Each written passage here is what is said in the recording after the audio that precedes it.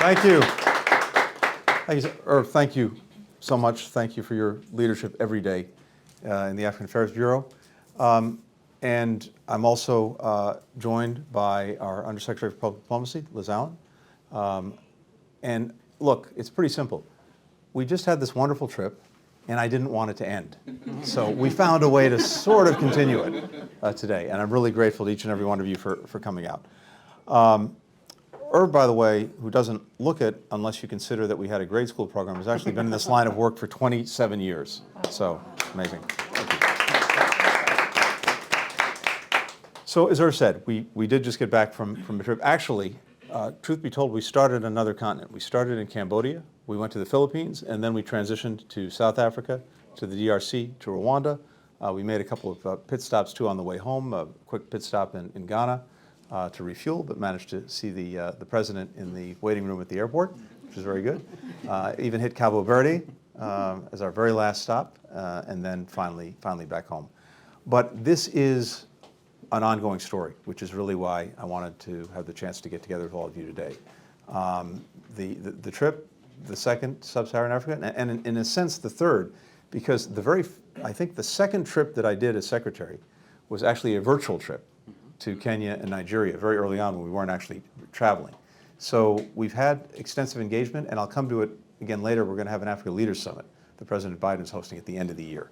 So there's a lot of work leading and ramping up to that. But I think, as Irv suggested, this is evidence that for us, Sub-Saharan Africa is a major force for the future.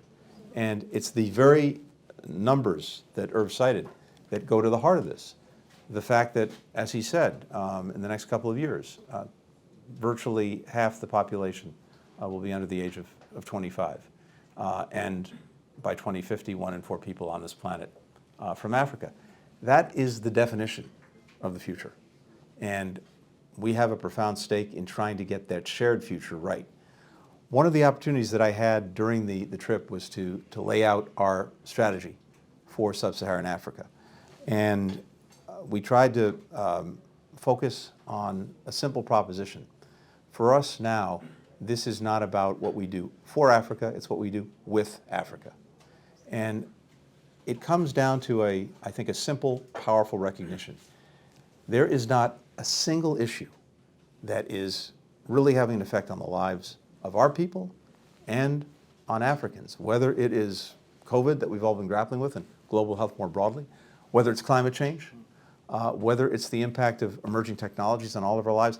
Not a single one of these issues can we effectively address alone.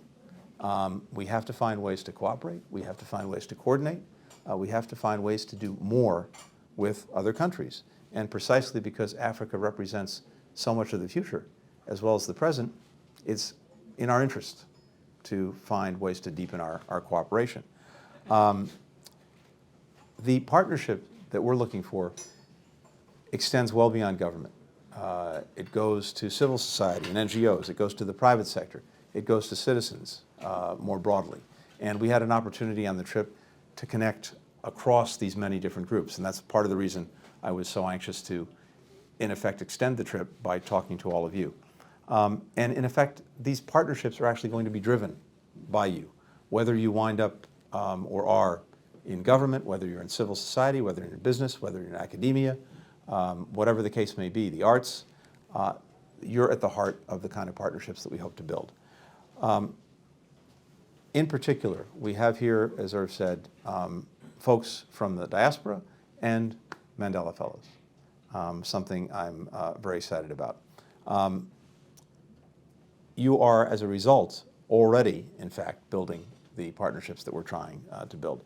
Let me just say a couple of quick words about the extraordinary power of the fellowship program. Since President Obama launched the fellowship program, over 5,800 rising leaders from Sub-Saharan Africa have actually taken part. That's remarkable in just a few short years. But what's even more remarkable, because I've had a chance to talk to a number of you over the years, including most recently on this trip, is that I think the Mandelaship does a couple of very powerful things. One is that it actually allows you to create networks that will endure long after your fellowship. and I think are going to power change far into the future.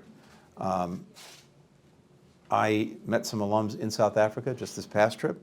Fellows are tackling issues like getting more girls into STEM, just to cite one example. But what is fundamental to the fellowship is that it goes both ways. Ideas, innovations are flowing in both directions. That's true of the fellows who are here among you today. You actually managed to enrich our college campuses and universities, even as you studied at them. So American students who were there got as much, if not more, out of this, I would say, than you did. And it's also true of members of the diaspora community who are with us today. You're doing work that bridges our countries, our cultures, our communities, the arts, public health, education, human rights, democracy. All of that is what you're doing. Last thing I wanted to share is this, because I'm mostly anxious to hear from you and have a conversation. One of the things that I hear some of the time when I'm meeting with young people is, how can the U.S. talk about the importance of democracy, which is one of the things we talked about in the strategy, when you face your own challenges here at home in the United States when it comes to democracy. Challenges that I think are visible every day. And actually that's part of the answer. The very fact that they are visible, that you see us grappling with them every single day, that it's not pushed under the carpet. It's not pretended that these problems don't exist. We're actually confronting them openly, transparently. That is actually part of the answer.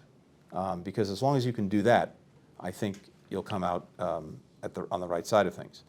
But the main point for our strategy is this. It doesn't treat democracy as an issue where Africa has problems and the United States has solutions. On the contrary, it recognizes that we all have challenges in strengthening our democracies, making sure they're resilient. And it's everything from misinformation to inequity. And we have a real stake in learning from each other. One of the things that I found over almost 30 years of being engaged in foreign policy, and so getting to travel the world in one way or another, first with President Clinton, then with President Obama, and now with President Biden, is on just about everything that we're trying to figure out, someone, somewhere probably has. And if we can just find ways to share that information so we don't have to keep reinventing the wheel, we're going to make progress a lot faster than people can imagine. We need to draw on the best ideas. We need to draw on the best innovations, no matter where they're from. And that is the spirit of the Summit for Democracy that we initiated last year, that President Biden did. And it's the spirit that will animate the Africa Leaders Summit at the end of the year. And that summit is going to have a big role for young people, rising generations, and a big role for the diaspora. So stay tuned. A lot more to come in the next few months.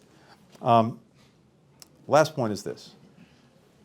This trip, again, underscored for me that so many issues that we now consider global priorities and that we've talked about, including, for example, the interconnectedness of our health and our climate, were actually championed first in Africa by African citizens and nations.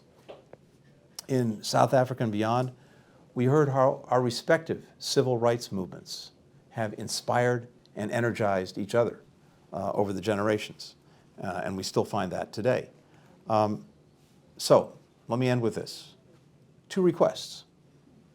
First, the 2023 Mandela Washington Fellowship application opens tomorrow. So help us recruit. If you had a good experience, if this is something that's been beneficial to you, spread the word. Share it. We want to get the best of the rising generation to take part. Second, from day one, I have made it a priority to try to recruit and retain a workforce at the State Department that actually reflects the country that we represent. So, if any of you Americans here are interested in a career in foreign policy, foreign service, civil service, come on down. We need you. We want you. This is a time, it's the most exciting time, as challenging as it is to be engaged in diplomacy, because of the very reason that I cited at the outset. None of the problems that really matter can be tackled by any one country acting alone. The role of our diplomacy, the role of our diplomats, is to build that cooperation, that coordination among countries. It's never been a more important time to do it, so come on down. Let me stop talking with that because I'm really anxious to hear from you. Thank you.